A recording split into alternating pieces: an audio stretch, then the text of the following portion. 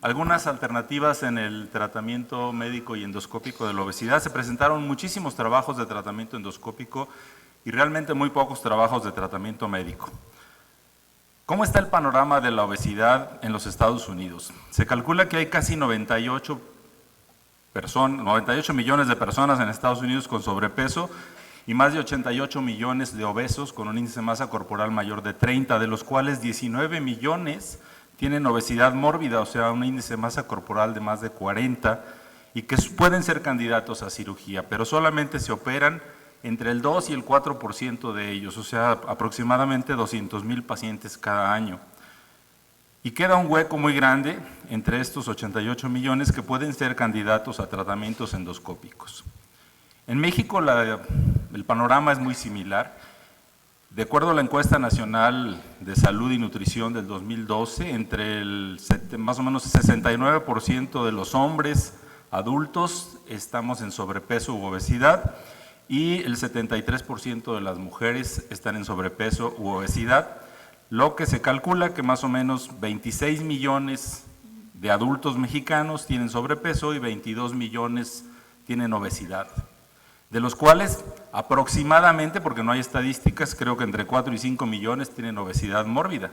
Lo que no sabemos en México es cuántos se operan cada año. 200,000, nunca jamás, o sea, yo creo que ni 20,000 ni 10,000, probablemente mucho menos. Entonces, tenemos muchísimos candidatos en México a tratamientos endoscópicos o a tratamientos médicos.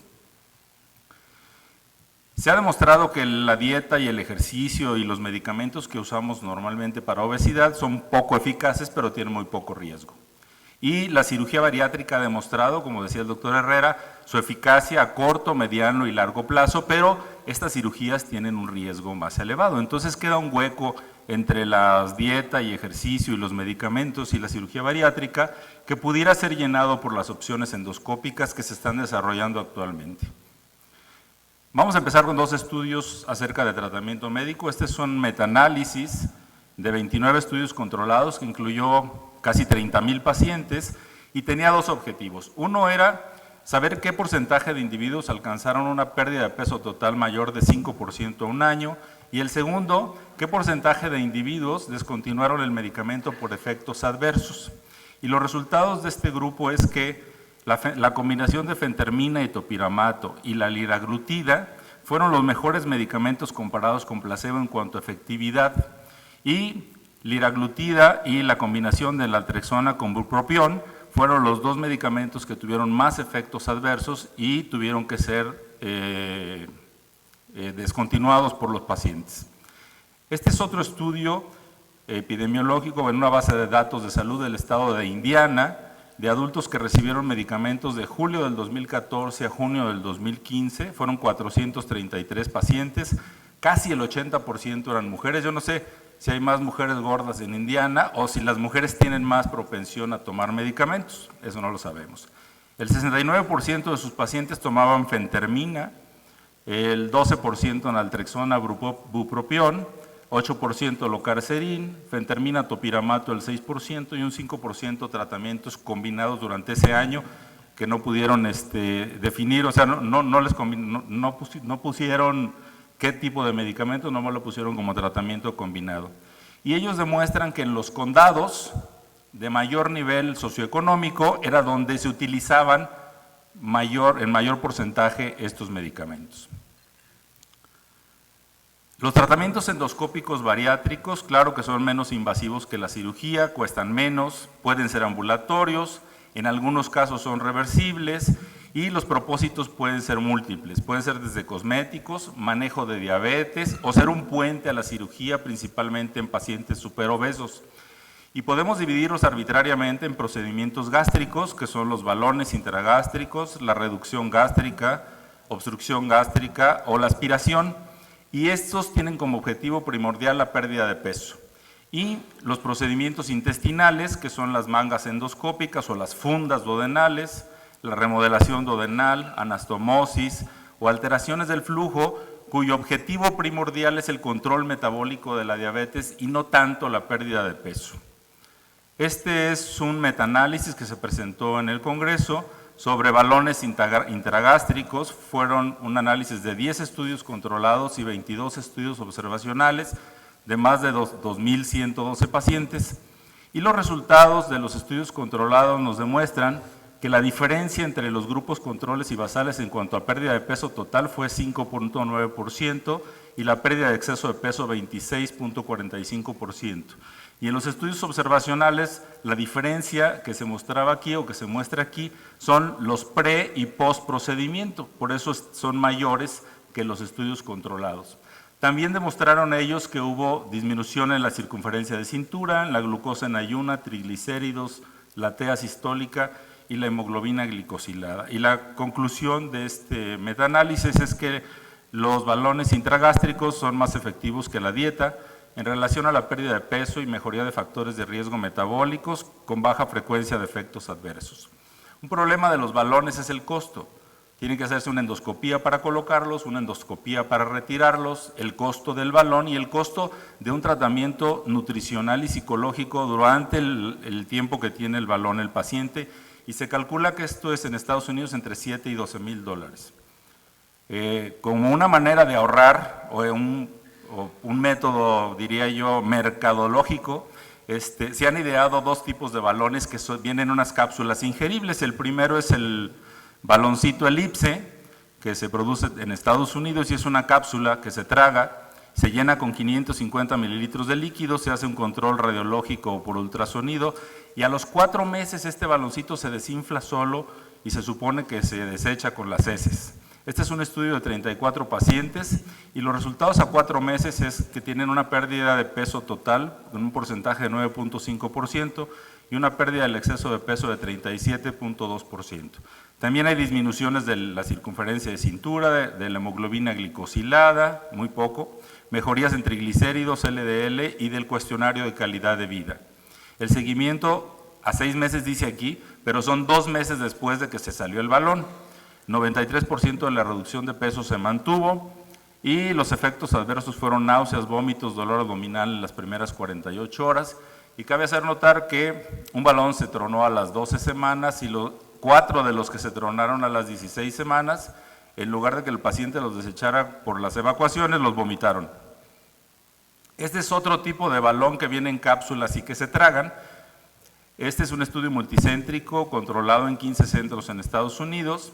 El grupo de estudio fueron 185 pacientes a los cuales se les daban las capsulitas, una por semana, y cada capsulita tenía un balón. Y en el grupo control fueron 181 pacientes con 3 cápsulas de placebo. Los balones se retiraron por endoscopía en la semana 24, o sea que en este caso sí se tiene que usar una endoscopía para retirar, lo cual aumenta el costo. Y sus resultados no son nada espectaculares, funcionó mejor el elipse. En el grupo de estudio el porcentaje de pérdida de peso fue de 6.81, con el grupo control 3.59%. El porcentaje de pacientes que perdieron más del 5% de la pérdida de peso total fueron 64 en el grupo de estudio contra 32 del grupo control. O sea que sí hubo diferencias, pero nada espectaculares. Este es un estudio donde se ponen anclas endoscópicas, o sea, se ponen como unos clips endoscópicos. Es un estudio aleatorizado, ciego, controlado en 11 centros. Se llama el procedimiento POSE. Fueron 221 pacientes donde se colocan anclas en el fondo y cuerpo gástrico para reducir el volumen del estómago y así reducir de peso contra una endoscopía ficticia que se les hicieron a los controles 111 pacientes. Sus resultados fueron en el porcentaje de pérdida de peso 4.94% contra 1.38 en los controles a 12 meses. Nada espectacular tampoco. Tuvieron muchos efectos adversos, 11 en el grupo de estudio contra 1 en el grupo control, náusea, vómitos, dolor, sangrado, un paciente con un absceso hepático, y en 15 pacientes les hicieron una endoscopía al año y encontraron que todas las plicaturas estaban intactas, sin erosiones o úlceras. Aunque a 12 meses no es nada espectacular la pérdida, el porcentaje de pérdida de peso total, probablemente como seguían las anclas ahí hay que esperar los resultados a largo plazo a ver cómo les va a estos pacientes a 2 años o 3 años. Este es otro estudio muy interesante, multicéntrico, con 18 meses de seguimiento en 2 hospitales de Estados Unidos, el Weill Cornell de Nueva York y la Clínica Mayo, y en el Hospital Universitario de Madrid, entre 2013 y 2015. Lo que se les hizo a estos pacientes fue una manga gástrica por endoscopía con un dispositivo de sutura de espesor completo. Fueron 242 pacientes, este estudio no tuvo grupo control, 73% mujeres con un índice de masa corporal de 37.8 al inicio del estudio, y sus resultados fueron mucho más importantes que el estudio anterior, con una pérdida de peso total de 16.8 a los 6 meses, 18.2 a los 12 y 19.8 a los 18 meses. El seguimiento, ahí sí se les fueron muchos pacientes, fueron 137 pacientes que siguieron a 6 meses, 53 a 1 año y solo 30 a 18 meses. No sé por qué en estos centros se les perdieron tantos pacientes en la evolución. Y sí tuvieron muchos efectos adversos. Hubo 2 pacientes que se les hizo un líquido perigástrico que tuvieron que puncionar por TAC o por ultrasonido, hubo abscesos hepáticos, hubo un paciente que tuvo pancreatitis y un paciente que tuvo una laceración de vaso. No se les murió ninguno. Este es un dispositivo que se llama AspiraAssist. Se coloca una sonda de gastrostomía y se conecta a un aparato de aspiración. Este es un estudio aleatorizado 2:1 controlado. Se aspira 30% de las calorías ingeridas en cada comida, o sea, el paciente desayuna y se tiene que conectar el aparato para aspirarse un porcentaje de lo que comió, come y otra vez, cena y otra vez. Fueron 111 pacientes con un índice de masa corporal de 42 contra 60 controles que solo los pusieron a dieta y ejercicio. Los resultados es el porcentaje de exceso de peso a 52 semanas fue de 31.5 contra 9.8 de los controles, o sea, muy importante. 58.6% de sus pacientes del grupo de estudio alcanzaron una pérdida de exceso de peso de más del 25% a las 52 semanas. Pero sí tuvieron algunos efectos adversos en el 3.6% de los pacientes.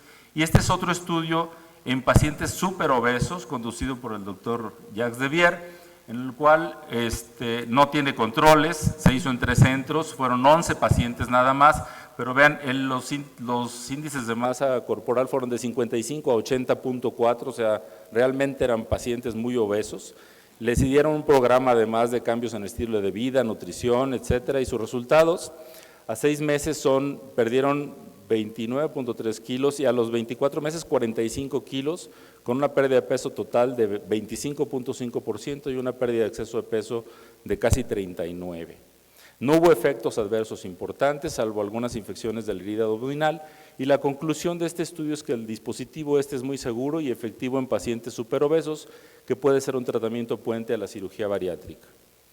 Este es un estudio muy interesante, en el cual les hacen un procedimiento endoscópico de regeneración de la mucosa duodenal, o sea, hacen una ablación térmica del duodeno entre la papila de Vater y el ligamento de Treitz. El objetivo de este estudio es modificar las señales de los nutrientes de la mucosa duodenal para mejorar el control de la glicemia, o sea, les queman la mucosa del duodeno.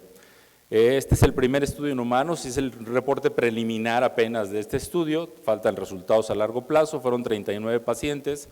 La hemoglobina glicosilada basal era de 9.5%, perdón. A 28 pacientes les hicieron este procedimiento de 9 centímetros, que es lo que llaman ellos segmento largo, y en 11 pacientes lo hicieron de 6 centímetros nada más, que lo llaman ellos segmento corto. Y sus resultados reportan mejorías en glicemias, en niveles de hemoglobina glicosilada, les hicieron endoscopía y biopsia cada 3 meses. 3 pacientes tuvieron estenosis que resolvieron con dilatación endoscópica. Este es un estudio en el cual se colocó esta funda duodenal en 112 pacientes. Es el estudio de más pacientes con funda duodenal entre 2012 y 2015 y los resultados a 12 meses. La pérdida de exceso de peso fue de 32.6%, la hemoglobina glicosilada no hubo cambios significativos, pero algunos de sus pacientes sí redujeron la dosis de insulina con la que se estaban tratando. El problema con esta funda duodenal es que 73% de sus pacientes tuvieron efectos adversos, 6 obstrucciones, 4 hemorragias, 2 abscesos hepáticos y un paciente tuvo pancreatitis aguda. 73% después de retirar la funda duodenal volvieron a reganar peso. Adendum, aparte de este estudio, se hizo un estudio después, multicéntrico de 400 pacientes que fue detenido por una alta incidencia de abscesos hepáticos en el grupo con la funda duodenal. La FDA y otras agencias de medicamentos no han dictaminado aún el futuro de este dispositivo, pero en la Clínica Mayo ya están haciendo estudios con un dispositivo nuevo que no tiene anclas que perforen la pared intestinal, sino se utiliza una prótesis, un dispositivo para sostenerla como si fuera una prótesis expandible en el píloro, y hay que esperar resultados de este estudio. Finalmente, este estudio es muy importante. Este es un estudio que causó mucha controversia. Es un estudio piloto de 10 pacientes, 6 hombres y 4 mujeres, con un índice de masa corporal de 41. Es el primer estudio en humanos, se hizo en cerdos. Lo que hacen es, ponen unos imanes colocados por endoscopías alta y baja, simultáneas, se pegan los imanes uno con otro y lo que producen es una anastomosis y ayuno ileal, permitiendo que una parte de los nutrientes ingeridos pasen por la anastomosis al ileón distal. Estos 10 pacientes tuvieron control fluoroscópico y control laparoscópico, o sea, había 3 equipos, el de endoscopía alta, el de endoscopía baja y el de laparoscopía y el que manejaba el fluoroscopio también, o sea, estaba todo el mundo ahí. Todos los pacientes fueron intervenidos en la República Checa con tecnología de la Clínica Mayo. Se hizo tránsito intestinal a 2 semanas y endoscopías a 2 y 6 meses. Sus resultados a 6 meses, el porcentaje de pérdida total fue de 10.6 y el porcentaje de exceso de peso 28.3%. La hemoglobina glicosilada sí disminuyó de 7.8 a 6 en 4 diabéticos y de 6.2% a 5.2% en 3 pacientes prediabéticos. Finalmente, este es un estudio sumamente interesante de la Clínica Mayo. Esas ideas del doctor Camilleri son muy buenas. Este estudio es un estudio multicéntrico con 118 pacientes, 87% mujeres, con un índice de masa corporal de 39 kilogramos por metro cuadrado.